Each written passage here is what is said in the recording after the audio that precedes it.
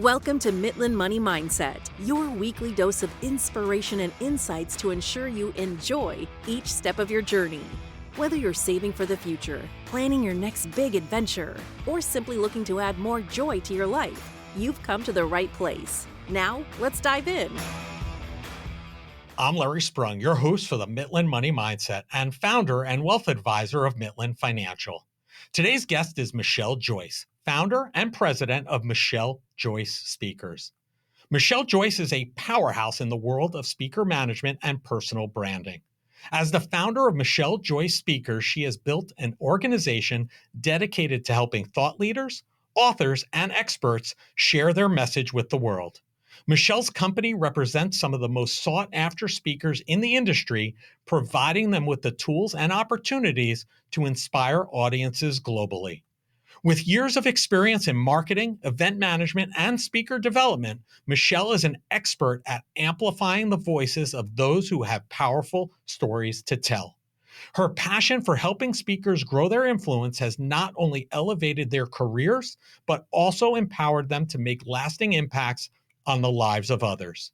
Join us as we explore Michelle Joyce's entrepreneurial journey, learn how she has shaped the world of speaker management, and discover the keys to building a successful brand as a speaker.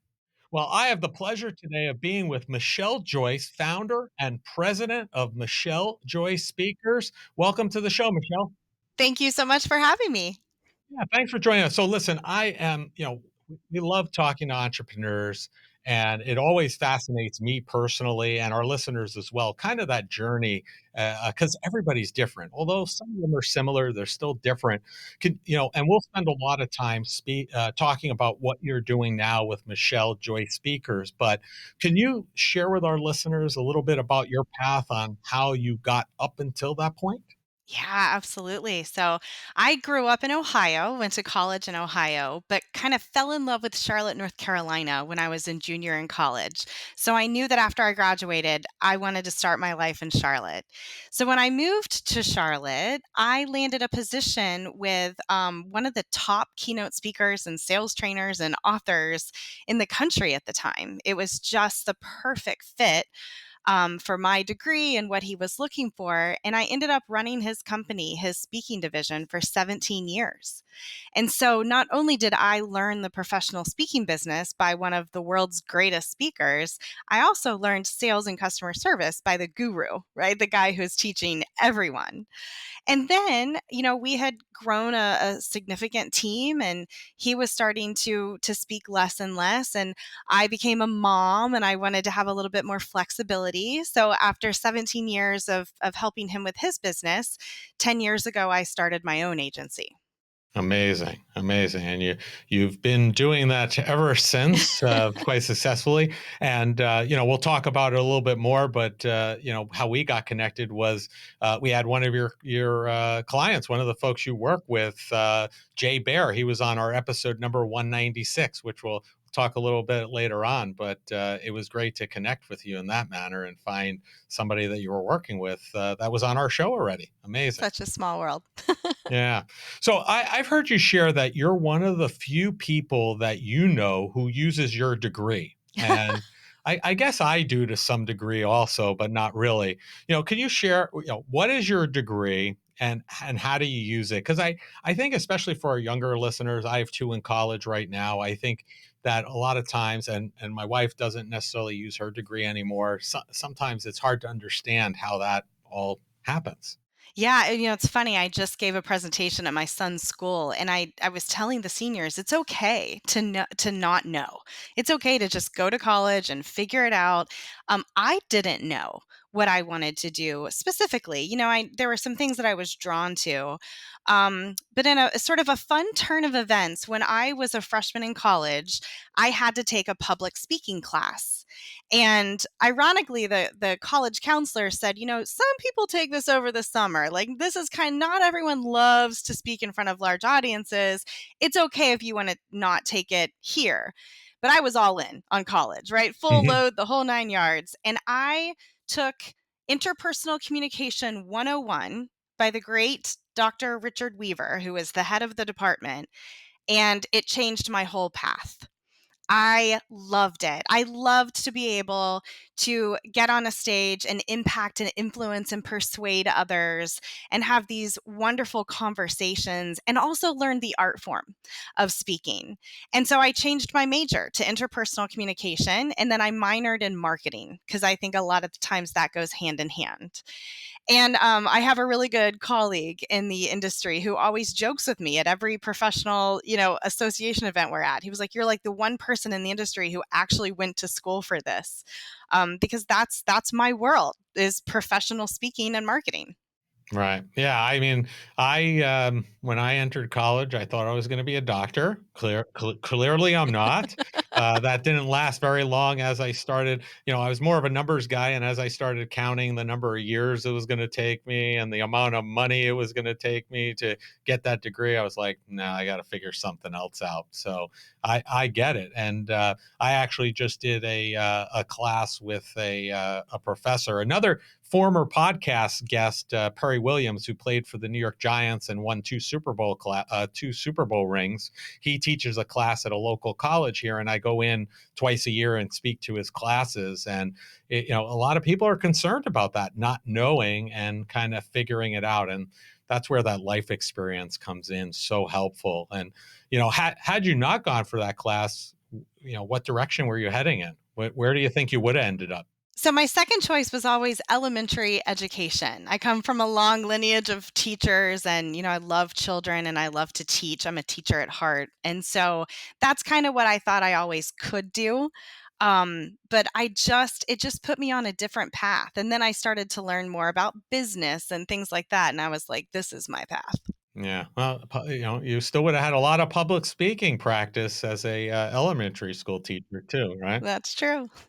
As I mentioned earlier, I'm so fascinated with the entrepreneurial journey. And can you talk a little bit? Because I think a lot of people start out, in a role that they're trying to figure out, like we're talking about, what they're going to do in their career. And, many of us, we have to learn somewhere. A lot of us don't just come out of college and start our entrepreneurial journey.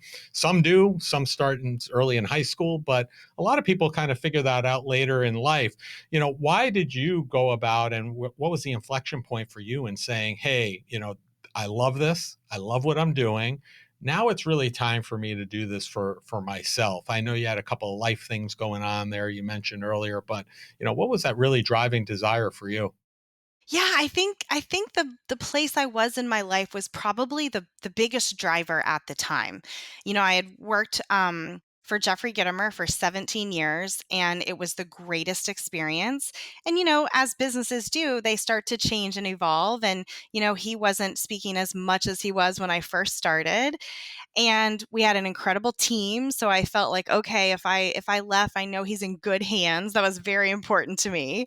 And I think a lot of it was just my lifestyle at the time, right? Like I wanted to be kind of in charge of my own destiny, if you will. I didn't want to have to worry about letting people down if my kids had a doctor's appointment. And I wanted the freedom to be able to explore what I was really passionate about, and kind of utilize everything that I had learned over the past couple of decades. And it was really cool. When I first started, I remember thinking, I get to start a business and do whatever I love, All right. right? Because when I started my company almost 10 years ago, it was equal parts speaker coaching, speaker consulting, and speaker management. And I loved all of those things. I'm such a speaker coach at heart. I love to help people with their business.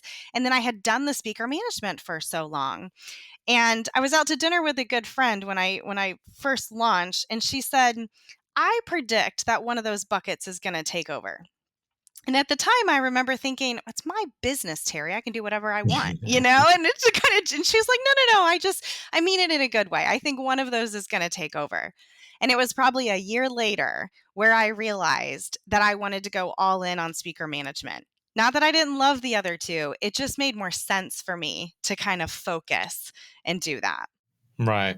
So basically you had a kind of a need, a necessity. You really wanted to have more time and freedom, so it allowed you to do that, and then it also allowed you to really hone your skill and narrow down where your niche was or your major focus, like I think any good entrepreneur does, right? Yeah, absolutely. And I think it's important to know too that, I'd worked in the industry for so many years, and within that role had sort of created my own brand and reputation, and I'd put in the reps and had created all these relationships. And so if you can maneuver it that way, right? Like if you can create sort of your personal brand working for in the industry, and then when you go out it makes it a little bit easier. But for me it was really, I wanted just to be able to be there for my family more. Yeah. My Yeah. kids were little at the time, and that was very important to me. You're preaching to the choir. I did the same thing. I kept my firm on the smaller side for many, many years because the kids being at home wanted to be able to go to their practices, their events, etc.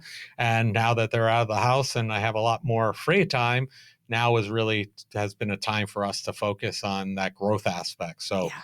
I get it 1,000%. For those listeners that may be wondering, what all speaker management is, which is the area that you've kind of chosen to focus in on. Can you kind of give us a view of what that means, what that looks like, and what that's about? Sure, absolutely. So I own an exclusive speaker management agency. And essentially, what that means is we have 12 speakers on our roster, and my team and I manage their professional speaking business. So any direct lead that comes to them, any lead that comes through a bureau, anything that we're generating for them, we are nurturing those leads, closing those deals, staying in front of their customers. We are essentially their sales agent. And that's, we tend to work with people who are pretty well known in this space already. So we don't work with like up and coming newer speakers. These are people who have established businesses. They're Hall of Fame speakers, New York Times bestselling authors, and they are not the best people to be like answering an email, right? Like Right. they're on the road speaking and writing books and preparing new content, and they need that support. They need someone to sort of jump on it and figure out the best place for them to speak next. Imagine a relationship where financial conversations don't feel stressful, but actually bring you joy. We've designed a guide to help you have positive, meaningful money conversations with your partner. This isn't just another budgeting tool, it's a roadmap for building trust and connection. So if you're ready to start a joyful money journey with your partner, go to mitlin.us/couplesjoy and download your free guide. Transform your financial future together starting today. Amazing. So you're managing all that. So your real niche is for those that have kind of this following already, for like you said, New York Times best-selling authors already have a repertoire of speaking as well. And it sounds like so you also keep your roster size slim, it sounds like, Yeah. or maybe slim's not the right word, but to 12 people that you basically do this management for, right? That's right. I've never wanted to be big. I've always loved the sort of boutique feel where my industry partners know exactly who's on my roster. They don't have to get out a catalog and flip through and think Right. about, the 40 people I have. And we're also very exclusive, because of my background in the business and because of my personal brand and my reputation. Those are coveted spots. We don't just give them to anybody. And so I've always like to keep it sort of intimate. And I always tell people when they come on my roster, they become family. Right. We treat everyone like family. Sounds like our firm, Mitlin Financial. We keep the folks that we work with, the families we serve. One of our core values is client equals family equals team. So we're all one big family. So I get that. It also, I guess, also eliminates kind of concerns over having possibly two people in competing or similar industries where you might only be able to help them half the time because you've got to split the situation between those two speakers. You could pretty much identify one in almost every, in their own category, their own vertical, so to speak. Yeah, it's funny. When I first started out, I was very particular about not having people that had similar topics. But because we're managing their direct incoming, Like I'm not taking a lead for Jay and giving it to Mhm. someone else. I'm managing it for Jay. A few years into my business, I took it to my speakers and I said, well, what if we brought on some speakers there was some synergy, right? And you guys could collaborate and you could have the Mhm. same topics. And that honestly was a game changer. I had been so protective of making sure that everyone was in their own vertical. As an entrepreneur, you live and you learn and you just hope for the best lessons, right? But when I did that, it created more of a sense of collaboration. And then it also created a better sense of opportunity for us. If a Mhm. direct lead did come to one of our speakers and they weren't available on the date, then I had another roster of people I could say, well, how about these two people? Because they, speak on a similar topic and we'll get the other speaker next year, Right. and so it created a better business opportunity as well. Great point. And when you're working with people at this level, right, it also benefits them from kind of knowing each other and seeing what they're doing and learning from each other because they don't have to worry about, well, does this person really do what they say that Yeah. you know what level they're at, and there's a significant amount of learn sharing going on between the group too, I would imagine. That's right. It's like we've actually created a little mastermind, Yeah. with our roster. And my team and I this past year started quarterly office hours where we get everyone together. And that's essentially what we do. We're talking about new topics and concerns and challenges and holding each other accountable. And I was telling someone the other day, it's really interesting. The camaraderie and the sense of family among my speakers on my roster was this really amazing byproduct that I never saw coming. Because I knew all of them. They all had a connection to me. But when we started creating these opportunities for them to share and collaborate, now they call each other when they're in their towns and they're, calling each other on the weekends going, hey, I have a quick question. And it's just become this really awesome sense of community. Yeah, sounds like it started from the top down, in my opinion. Sounds like you Thank you. fostered it. That's great. So what topics have you seen recently that really remain hot that, people and audiences are clamoring for? Yeah, that's such a great question. And I always tell speakers that the professional speaking industry is the long game. If you really want to be successful as a professional speaker, you have to look at it as a long game, kind of like the stock market, right? Like you have to get that return by hanging in there and making really good choices consistently over time.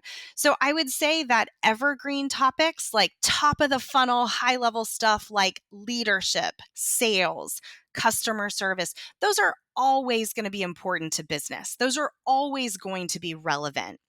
Sometimes our industry will get hit with hot topics and trends and buzzwords, and we might capitalize on those, right? That's a great opportunity, but you also want to be careful that you're not going all in on a buzzword when your more important topic, right, is leadership. You want to be known for that topic.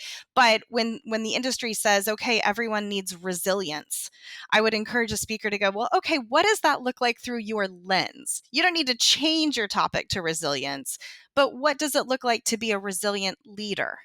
Yeah, that makes a lot of sense. Also, you don't want to, craft this engagement, right? And only use it once Yeah. or twice.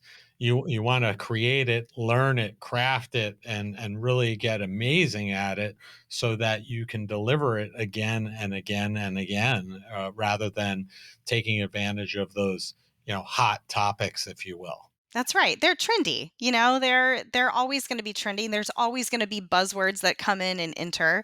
So, just stay true to who you are and think about what content is relevant to your clients. And if you can do that, you'll always win. Yeah, and I mean, have you seen, your engagements, topics, et cetera, over the last 10 years or so that you've been doing this? Have you seen that evolve and change over that period of time? Or like you said, those tried and true, those have been kind of consistent and constant the whole time? Yeah, well, I think the industry as a whole is constantly evolving. So it's one thing to talk about evergreen topics and content, but listen, COVID came out of nowhere. Y- Right. good Lord, I was like, I have a live events company and now Right. everything's virtual. And I got to tell you, I, w- I always say, I work with great humans. And so in order to be on my roster, you got to be a great human before you're a great speaker. And all of those people rallied and said, Michelle, we've been doing virtual presentations since before COVID. Like, we've got you. We've got you. We've got this. And it ended up being one of the best revenue years we ever had. People just rose to the occasion and created new and better ways to deliver their content, oftentimes more than once a day, which you can't do. And, Right. with commercial airlines. Yeah.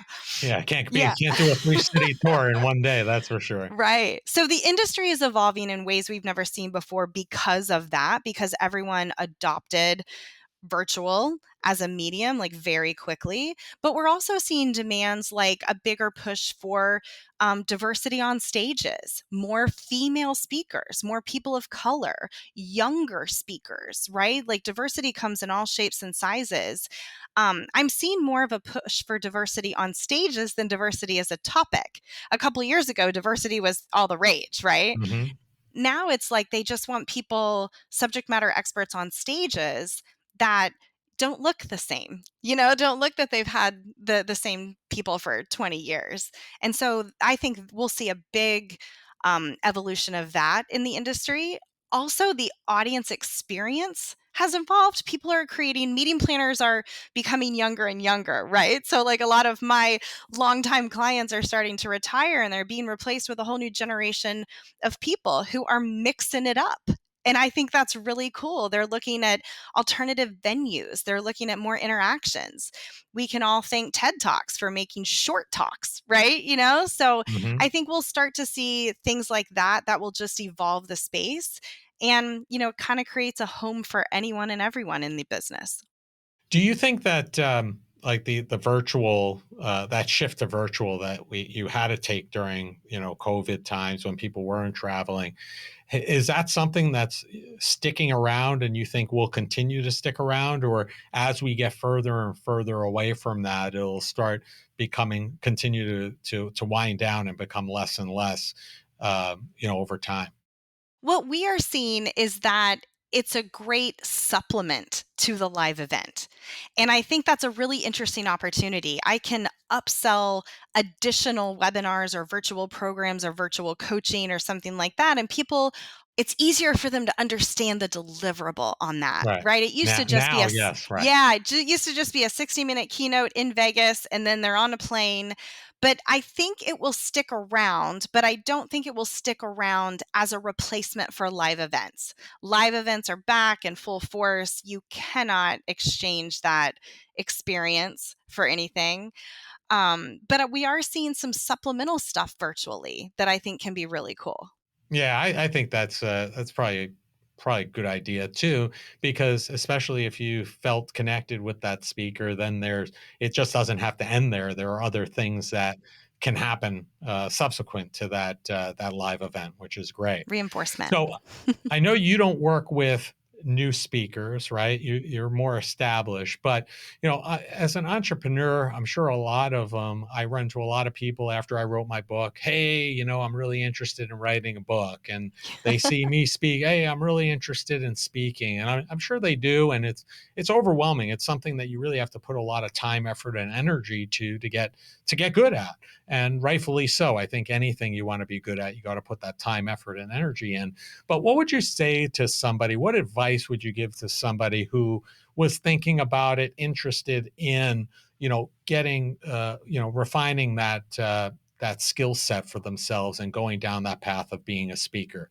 Yeah, I think the most important piece of advice is to put in the reps, because you really have to hone your craft. You have to practice. You have to there's an old adage in the business that says speak more to speak more.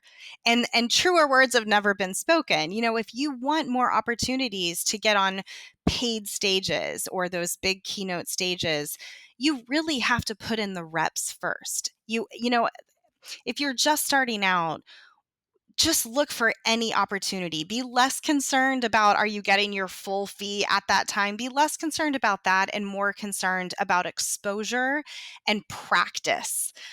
Because, it's one thing to practice in front of your bathroom mirror, and it's another thing to practice in front of 500 people. Like, wow, I thought that story would land better, or I need to pause there. All those things are so important.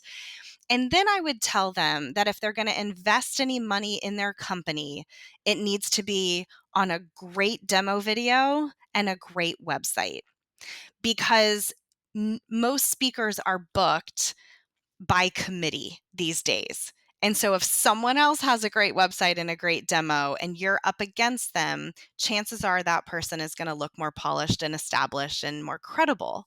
And so have the right assets in place before you really invest a lot of money in marketing and things like that. You got to have those assets in place. Okay, so you got to practice a lot. Yeah, Maybe you don't get paid, maybe you get paid a little bit, but practice no matter what, and really invest in that website and that demo reel, because that's going to be a way to kind of separate yourself from the rest, if you that's will. right. Yeah, great Absolutely. advice. Thank you. So as I mentioned earlier, Jay Bear, the customer experience guy, was the guest on my episode 196, and me personally, I've taken on the name of the joy guy. Mitlin Money Mindset, we're all about joy. Why do you think it's so important for speakers to drill down to who they are and what they speak about, to the point where they become synonymous with a phrase or a word like Jay and myself? Why is that so vital? That is such a great question and such an important topic for speakers. You really need to think about what makes you unique. Why are you uniquely qualified to talk about this subject in a saturated market of other speakers? Because there are a lot of speakers out there. If we talk about leadership, there are a lot of leadership speakers. It's the number one Googled search for topics, right? For corporate meetings and events. So you have to think about what makes you uniquely qualified. And if you can get a phrase that is synonymous with your name or your brand, or even if it's just on your website, you've made it unbelievably easy for a meeting planner to understand who you are. That will just help the sales process. It will go so much faster. We always talk about our meeting planner clients. It's one of the most stressful jobs. Oftentimes they're looking at your website at 2:00 in the morning on the road at another event because they have another event coming up, and it just make it easy for them, make it easy to do business with them. So if you can be known for something, you'll stay top of mind, and it will just be a heck of a lot easier for someone to understand what you do. Yeah, and hope that you get that one phrase or one word moniker along the way, right? Right. Sometimes the market will tell you what you are. Right. This is true. So, for those who, let's say, they've kind of put the practice in, they've done the no fee, reduced fee speaking, they've really put the time, effort, and energy. They're working on that, reel that you mentioned and their website to have, put their best foot forward. At what point in the iteration of that speaker is it time for them to say, hey, I need somebody, or I should think about hiring somebody to represent me? At what point does that come into play? And do you make that shift from like maybe handling it all yourself to now, having somebody like you and Michelle Joyce Speakers handling their speaking engagements? Yeah, I think when you're out there speaking and you don't have time to immediately respond to leads or referrals or questions from clients, when that seems very overwhelming, I think that's time to get some help. I think that's sort of like the biggest sort of aha moment for people is I can't answer these 30 emails because I have to catch a plane and get to my next event. But I will say that that's exclusive speaker management isn't always the first step or the best step. For 17 years, I was a direct employee of a speaker because that worked for his company. That's what he needed. Some people need appreciate the speaker management because it's sort of, it's a little bit more of a contract employee, or they want to join a team and it fits specific needs. But the most important thing, in my opinion, is to find the one that fits best with you. Because we all do very different things. Like, it's not one size fits all. My team is very focused on sales because that's my background. So, sales and relationships, that's what we do. We don't do logistics. We don't book travel or book calls or stuff like that. All of my speakers have executive assistants that do that for them. There are other speaker management agencies that are full service. They'll book travel and calls and all sorts of stuff like that. So you really have to find what works best for you and your business. And sometimes when you're starting out, that might be a part-time admin. And that's okay, Right. because, you can train that person to do exactly what your business requires. Right. But what I'm hearing, and you please correct me if I'm wrong, is you really have to have those things that we talked about in terms of, getting started out. But it also sounds like you have to be at a point where you're proactively getting inquiries from people that they're interested or want to engage to learn more because they want to think about booking you, right? You have to have some proactive inquiries in order to even think about going to these next steps that we're mentioning. Yeah, I think there's a misconception or a myth of, I'm going to join a speaker management agency and I'm going to get 100 gigs next year. um, Speaker management agencies exist for the people that are so in demand that they need help with that, vertical of their business. If you're looking for someone to cold call or get you on stages, that's not what a speaker management agency does. But, there are people that, to me, that's called a business development manager, right? And Mhm. I think you Right. would be better suited hiring someone to put in those reps for you. But a lot of times, if you're out there honing your craft and doing good work, it will happen organically. Audience members talk, meeting planners talk. It's really important to stay top of mind. So you want to be consistent in your marketing efforts. But yeah, I would just advise people to think about what would be best suited for their business. Yeah, great advice. And we talked about it earlier. I am the joy guy, and we're all about joy on the Mitlin Money Mindset. So, Michelle, we ask each of our guests the same final question, and that is, what did you do today that brought you joy and put you in the right mindset for success? I love that question. I always wake up with my children first thing in the morning and get them on their way before I ever start my day. So we hit the ground running at 6 o'clock. They're out of the door by 7. But being able to be here and not be rushed and spend quality time with them in the morning, I think really gives me the mindset of like, hey, this is why I'm doing it in the first Mhm. place. So it's a Yeah, good reminder every morning that this is my purpose. And then usually when once they're out the door on the way to school is when I have my first cup of coffee and I sit down and I prioritize my day. So I think awesome. those two things, they bring me joy. They are visual reminders of why I'm doing it. And then to get in the right mindset, I have to really prioritize what takes priority today. Yeah, amazing. I've shared on the show before. I miss it these days, but I used to love driving my kids to school in the morning and that, 10-minute ride, just having their attention for those 10 minutes and having those conversations. I miss them, but they were great. I enjoyed them. So enjoy every minute because as you already know, it goes like that. It's Too crazy. fast. Yeah, way So too fast. fast. Yeah. Well, Michelle, it's been a pleasure having you on the show, and we'll have all of your information in the show notes. But if people want to learn more about you, connect with you, learn more about Michelle Joyce speakers, etc., maybe they're even interested and they're a booking agent looking for one of your speakers, right? What's the easiest and the best place for them to do that? Yeah, super easy. My website is my name, michellejoyce.com, and you can find everything about us and me and ways to contact us there. Awesome. Well, thank you so much for taking out the time and sharing your story with our listeners. I appreciate it greatly and enjoy the day. Thanks for having me. I want to thank Michelle Joyce for being a guest on the Mitlin Money Mindset. Michelle is an expert in marketing, event management, and speaker development. You can hear and see her passion in everything that she does. Michelle understands how to help people amplify and share their stories, ultimately growing their influence, elevating their careers, and impacting the lives of countless others. Michelle Joyce and Michelle Joyce Speakers can be found across most social media platforms. All the contact information needed to find them can be found in the show notes. Thank you for joining us on this episode of Mitlin Money Mindset. Remember, it's not just about the money, it's finding joy in the journey and embracing the right mindset.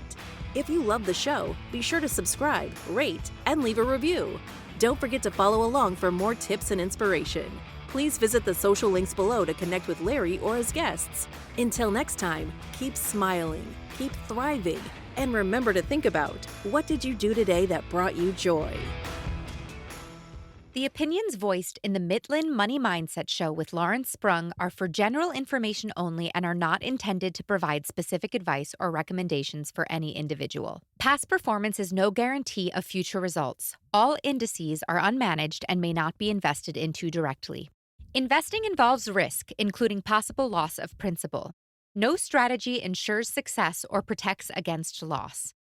To determine what may be appropriate for you, consult with your attorney, accountant, financial or tax advisor prior to investing. Investment advisory services offered through CWM LLC, an SEC registered investment advisor. Guests on the Mitlin Money Mindset show are not affiliated with CWM LLC.